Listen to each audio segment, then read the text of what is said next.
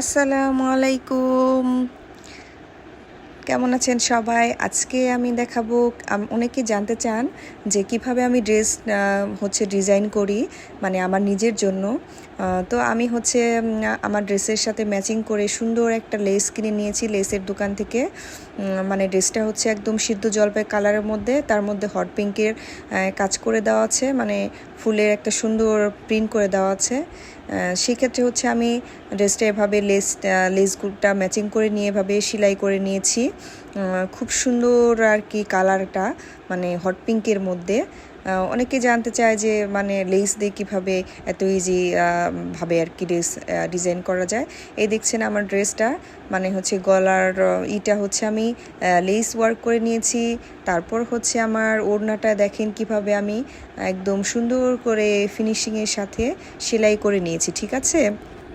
আর সাইডে আমি কট piping use করেছি। আর প্যান্টের মধ্যে দেখতে পাচ্ছেন যে খুব সুন্দর একটি বর্ডার দেওয়া আছে। ওড়নাটা আপনি চিনন সিল্কের মধ্যে, যেটা আমি সেলাই করে নিয়েছি। আর এটা আমার প্যান্টের ইটা, মানে খুব সুন্দর করে আমি সেলাই করে নিয়েছি।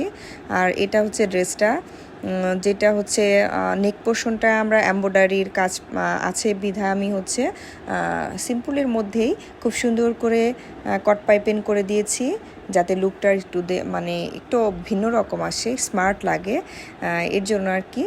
আর এটা চারো সাইডে আমি খুব সুন্দর করে হট পিঙ্কের কাপড় দিয়ে আমি এভাবে কট পাইপিং করে নিয়েছি, যাতে ড্রেসটার লুকটা খুবই স্মার্ট আসে আর দেখতে খুবই সুন্দর লাগে। এভাবে চাইলে আপনারা বাসায়ও আপনারা নিজেরাই আপনি আইডিয়া করে সুন্দর করে ড্রেস মেকিং করতে পারেন। তো অনেকের প্রশ্ন ছিল যে কিভাবে করি ড্রেস ডিজাইন।